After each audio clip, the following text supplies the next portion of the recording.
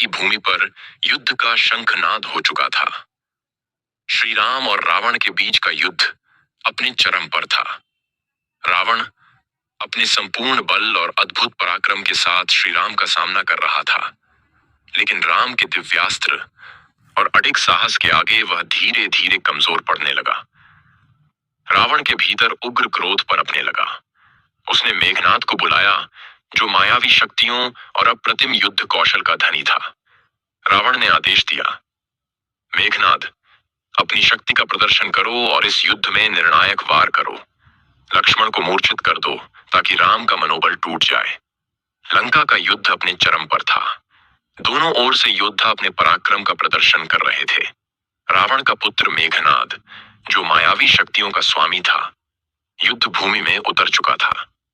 उसने अपनी शक्ति और छल से लक्ष्मण को निशाना बनाया। लक्ष्मण ने वीरता से उसका सामना किया, लेकिन मेघनाद ने शक्तिशूल नामक दिव्यास्त्र का प्रयोग किया, जिससे लक्ष्मण मूर्छित होकर युद्ध भूमि में गिर पड़े। राम और वानर सेना के सभी योद्धा यह दृश्य देखकर चिंतित हो उठे। मेघनाद का शक्ति बाण। राम अपने भाई को मूर्छित देखकर व्याकुल हो गए। उन्होंने वानर सेना के प्रमुख चिकित्सकों को बुलाया, लेकिन कोई उपाय नहीं सूझा।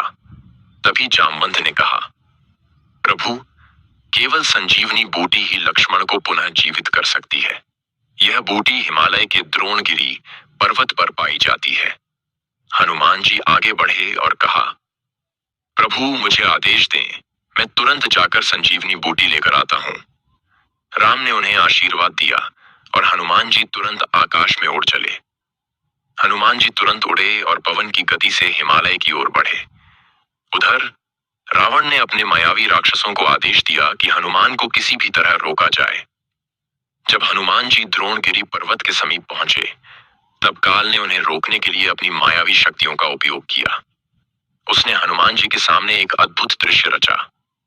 उन्हें एक सुंदर वन दिखा, जिसमें फल फूल खिले थे और मधुर संगीत गूंज रहा था।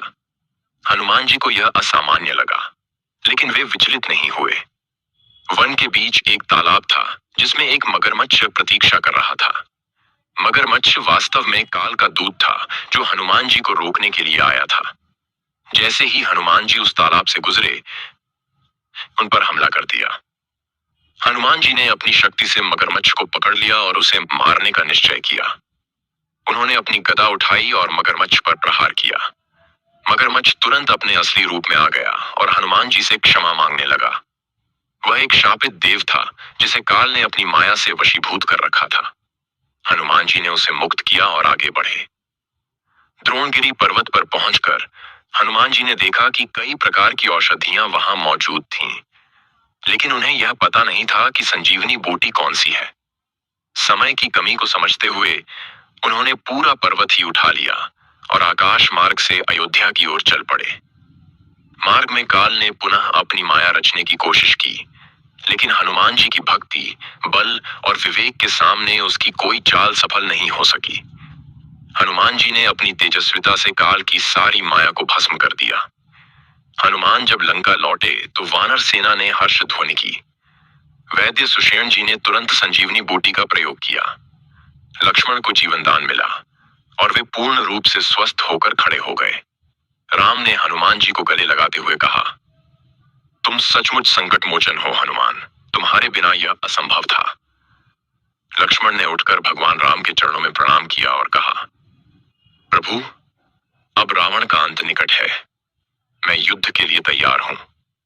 श्री राम ने आशीर्वाद दिया, जाओ, इस अधर्मी का अंत करो। राम ने उन्हें अनुमति दी। लक्ष्मण ने मेघनाद को चुनौती दी। दोनों के बीच घमासान युद्ध हुआ। मेघनाद ने अपनी सभी मायावी शक्तियों का प्रयोग किया, लेकिन लक्ष्मण की वीरता के आगे वह परास्त हो गया। अंततः लक्ष्मण ने ब्रह्मास्त्र का प्रयोग कर मेघनाद का वध कर दिया।